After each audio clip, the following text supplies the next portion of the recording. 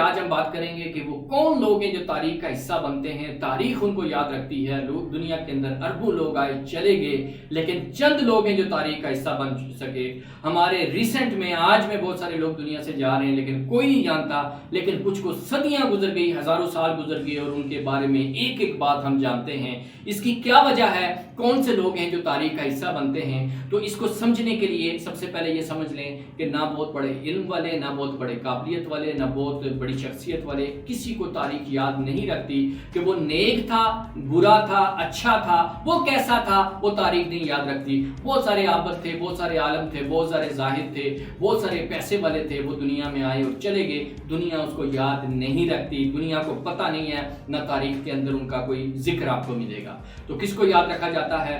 اس بندے کو یاد رکھا جاتا ہے جو اس دنیا کے اندر آ کر اس نے کچھ کنٹریبیوٹ کیا ہے، اس نے لوگوں کے ساتھ کوئی معاملہ کیا ہے، اس نے لوگوں کے ساتھ کچھ اچھا کیا ہے یا برا کیا ہے، کسی بھی سینس میں کیا ہے، جس نے مخلوق کے لیے، سوسائٹی کے لیے کچھ کیا ہے، اس کو تاریخ یاد رکھتی ہے۔ جس نے برا کیا ہے اس کو برے لفظوں میں یاد رکھتی ہے، جس نے اچھا کیا ہے اس کو اچھے لفظوں میں یاد رکھتی ہے۔ کسی کو امام حسین کے نام سے یاد رکھا جاتا ہے، کسی کو یزید کے نام سے یاد رکھا جاتا ہے، کسی کو فرعون کے نام سے یاد رکھا جاتا ہے، کسی کو موسیٰ کے نام سے یاد رکھا جاتا ہے، کسی کو قائد اعظم نیلسن منڈیلا کے نام سے یاد رکھا جاتا ہے، کسی کو عبدالستار ایدھی کے نام سے یاد رکھا جاتا ہے۔ وہ ساری شخصیات آپ کو وہ ملیں گی جنہوں نے کچھ کنٹریبیوٹ کیا، سوسائٹی کے لیے کوئی کام کیا، لوگوں کے لیے کوئی کام کیا، ان کو یاد رکھا جاتا ہے۔ ادروائز ان کی ایجز میں اور بہت سارے لوگ آئے جو ان سے زیادہ مال و دولت رکھنے والے تھے، کسی نے ان کو یاد نہیں رکھا۔ اسی طرح بہت سارے سکل والے بھی آئے،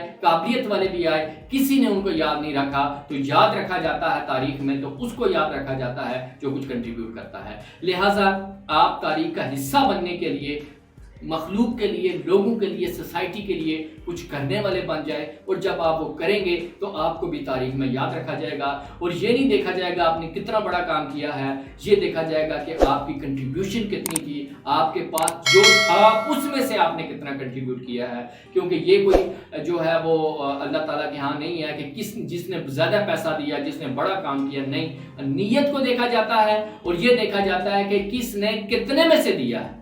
ٹھیک ہے، تو آپ نے کتنے میں سے دیا ہے وہ اصل چیز ہے۔ لہٰذا اپنی زندگی کے اندر کنٹریبیوٹ کرنا سیکھیں، جو کچھ ہے وہ لوگوں کے لیے کرنے والے بننا سیکھیں۔ چاہے آپ اپنا بزنس کر رہے ہیں، اپنا کام کر رہے ہیں، اس کے ساتھ تھوڑا سا ٹائم وقت نکالیں اور دوسروں کے لیے کنٹریبیوٹ کرنا شروع کر دیں۔ اس سے آپ کو نقصان نہیں ہوگا، بلکہ آپ کے کاروبار، معاملات میں مزید آسانیاں، برکت اور بہت سارے معاملات آ جائیں گے۔ آپ کا بہت شکریہ۔